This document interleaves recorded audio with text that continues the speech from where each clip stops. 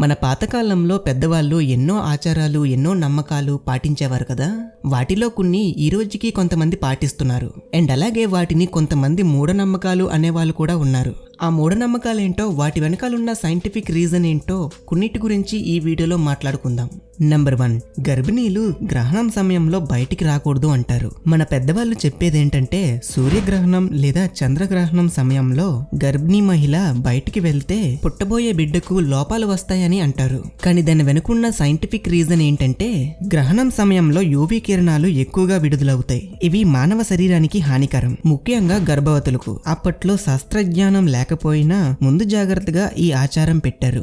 Number 2, రాత్రిపూట్ల చెట్టు కింద నిద్రపోకూడదని అంటారు. దీనికి పెద్దవాళ్ళు చెప్పేదేంటంటే, రాత్రిపూట్ల చెట్ల మీద ఎక్కువగా దెయ్యాలుంటాయి, వాటి కింద పడుకుంటే ఆ దెయ్యాలు మీకు పడతాయి అంటారు. ఇలా చెప్పి మనల్ని భయపెడతారు. కానీ దాని వెనుకున్న సైంటిఫిక్ రీజన్ ఏంటంటే, రాత్రిపూట్ల చెట్లు ఆక్సిజన్ ని రిలీజ్ చేయవు, కార్బన్ డైఆక్సైడ్ ని రిలీజ్ చేస్తాయి. దీనివల్ల రాత్రిపూట్ల చెట్టు కింద పడుకుంటే శ్వాసకు ఇబ్బంది కలుగుతుంది, ప్రాణాపాయం కలుగుతుంది. అందుకే ఇది ఆచారం రూపంలో అప్పట్లోనే హెచ్చరించారు.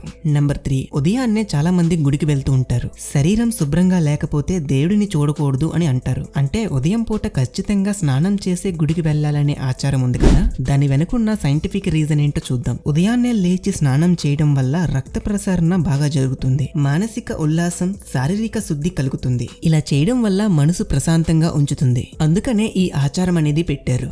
నెంబర్ 4, తులసి మొక్క ఇంటి ముందు ఉండాలి అని అంటారు. తులసి పవిత్రమైన మొక్క అని, లక్ష్మీదేవి నివాసం అని అంటారు. దాని వెనుకున్న సైంటిఫిక్ రీజన్ ఏంటంటే, తులసి మొక్క అనేది హానికరమైన బ్యాక్టీరియాను నిరోధించగల శక్తివంతమైన మొక్క. ఈ మొక్క చుట్టుపక్కలున్న గాలిని శుద్ధి చేస్తుంది. ఇలా ఇంటి ముందు తులసి మొక్క పెంచడం వల్ల ఆక్సిజన్ స్థాయి అనేది పెరుగుతుంది. అందుకనే ఈ ఆచారం అనేది పెట్టారు. నెంబర్ 5, మనం పూజ చేసే సమయంలో గంటని మోగిస్తాం కదా. అలా ఎందుకు చేస్తామో తెలుసా? మన పెద్దవాళ్ళు ఏమంటారంటే, చెడు శక్తులు ఏమైనా ఉంటే అవి దూరంగా వెళ్ళిపోతాయి అంటారు. దాని వెనుకున్న సైంటిఫిక్ రీజన్ ఏంటంటే, ఆ గంట నుండి ఒక రకమైన శబ్ద తరంగాలను విడుదల చేస్తుంది.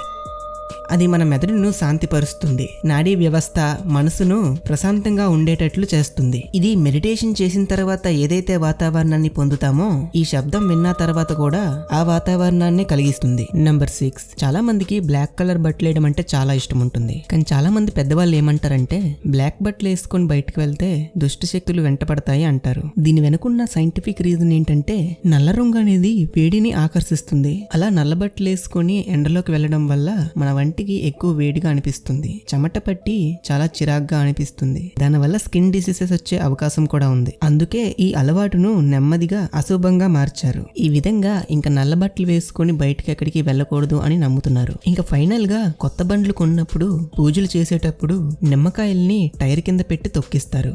దీనికి గల కారణం ఏంటో నేను ఒక మూవీలో చూశాను. మీరు విన్న తర్వాత ఆ మూవీ ఏంటో మీకు తెలిస్తే కామెంట్ చేయండి. మన పూర్వంలో బండ్లేమి ఉండేవి కాదు, కేవలం గుర్రం బండ్లు, ఎద్దుల బండ్లు ఉండేవి. అవి నడుస్తున్నప్పుడు వాటి కాళ్ళకి గాయాలయ్యి అవి ఇన్ఫెక్షన్ గా మారి వాటికి విపరీతంగా నొప్పి వచ్చేవి. అందుకే అవి బయటికి వెళ్ళేటప్పుడు వాటి చేత నిమ్మకాయల్ని తొక్కించేవారు. దీనివల్ల నిమ్మకాయలో ఉన్న సిట్రిక్ యాసిడ్ వాటి కాళ్ళకి ఇన్ఫెక్షన్ కాకుండా ఉండేది. ఇలా మొదలైన ఈ ఆచారం క్రమక్రమంగా రబ్బర్ టైర్ల కింద కూడా నిమ్మకాయలు పెట్టి తొక్కిస్తున్నారు. అలా చేస్తే దుష్ట శక్తులు దూరం అవుతాయని నమ్ముతున్నారు. ఇది ఎంతవరకు నిజమనేది నాకు తెలియదు. ఈ వీడియోకి ఇంతే. ఈ వీడియో మీకు ఎలా అనిపించిందో కామెంట్ లో చెప్పండి. ఈ వీడియో నచ్చితే లైక్ చేయండి. అండ్ ఇంకా ఎవరైనా ఛానల్ ని సబ్స్క్రైబ్ చేసుకోకపోతే సబ్స్క్రైబ్ చేసుకోండి. ఈ వీడియో మీకు తెలిసిన వాళ్ళందరికీ షేర్ చేయండి, వాళ్ళు కూడా తెలుసుకుంటారు. ఈ వీడియో ఇక్కడి వరకు చూసిన ప్రతి ఒక్కరికి థ్యాంక్ యూ సో మచ్. మరొక వీడియోతో మళ్ళీ కలుద్దాం. జై హింద్. జై హింద్.